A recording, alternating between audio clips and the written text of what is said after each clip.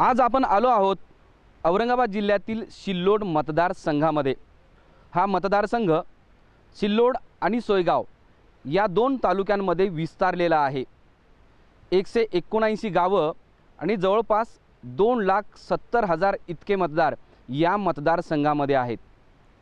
या मतदारसंघामध्ये सध्याचे आमदार अब्दुल सत्तार हे काम करतात आणि त्यांच्याकडे सध्या राज्यातलं दुग्ध विकास आणि त्याचबरोबर पशु आणि मत्स्य व्यवसाय हे विभाग आहेत।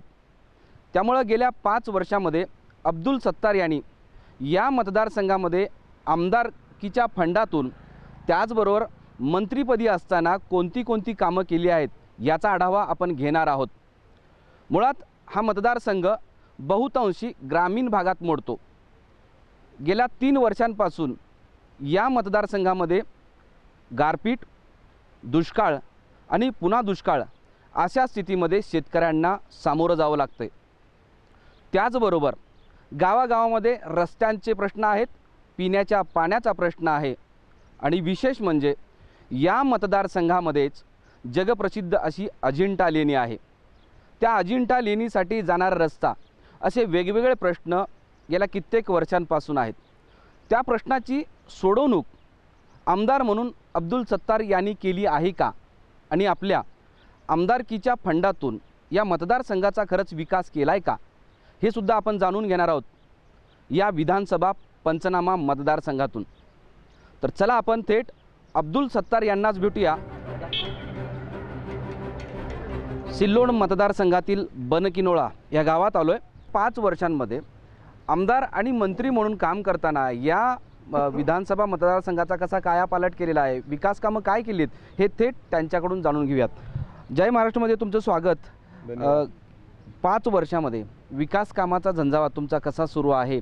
आमदार फंड असतील किंवा मंत्री महोदय म्हणून काम करताना कशा पद्धतीने इथल्या लोकांच्या समस्या तुम्ही सोडवल्या? सिल्लोड सोयगाव मतदारसंघाच्या अनेक रस्त्याची दुर्दवस्था होती।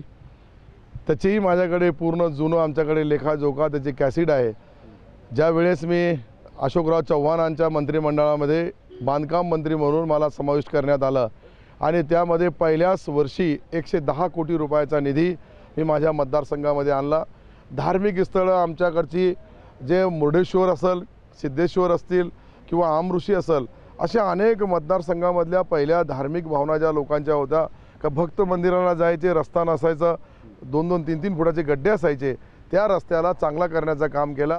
महाराष्ट्रावर बोटावर मोजणारे जे आमदार आहे ज्यांनी विकासाचा निधी आपल्या या मतदारसंघामध्ये आणला त्यामध्ये माझं नाव आहे। माझ्या अगोदरचे जे आमदार होते, 15 वर्ष भाजपचे आमदार होते, त्यांच्या कार्यकाळामधला आलेला महाराष्ट्र सरकारचा निधी आणि माझ्या कार्यकाळामधला आलेला निधी या दोघांमधला फरक पाहिला तर 50 पटीने त्यांचे 15 वर्ष आणि माझे 5 वर्ष हे 50 पटीने जास्त निधी हे माझ्या मतदारसंघात आला। शेतकऱ्यांचे प्रश्न या मतदारसंघामध्ये खूप आहेत। गेल्या 3 वर्षांपासून इथे अवकाळी, गारपीट, दुष्काळ, पुन्हा दुष्काळ अशा स्थितीमध्ये त्यांना काय दिलासा दिला आहे, त्यांच्या संदर्भात तुम्ही काय कामं केली?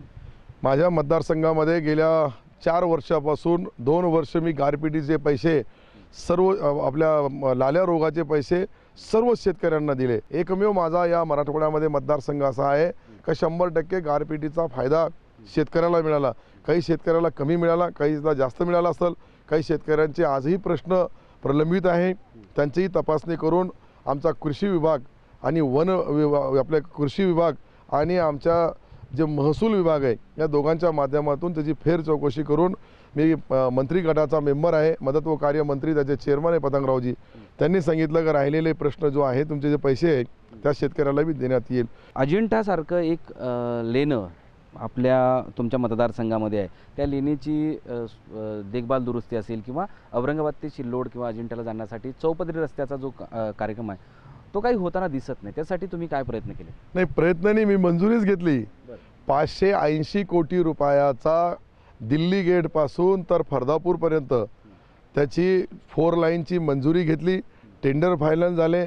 आता महाराष्ट्र सरकारची उच्च समितीचा जो टेंडर फायनल केल्यानंतर शेवटचे 5 सेक्रेटरी आणि 7 मंत्री उपमुख्यमंत्र्यासहित बसतात, ते त्याचा वर्क ऑर्डर या 2 किंवा 3 दिवसामध्ये देतील। माझ्या हातामध्ये सूत्र आल्यानंतर मी MLC ज्यावेळेस निवडून आलो त्यावेळेस पहिल्या टप्प्याचा काम 612 कोटी रुपयाचा आपल्या ज्या लेण्या आहेत त्याची प्रतिकृती त्या ठिकाणी जपान गव्हर्नमेंटचा पैसा, केंद्र सरकारचा पैसा, राज्य सरकारचा पैसा.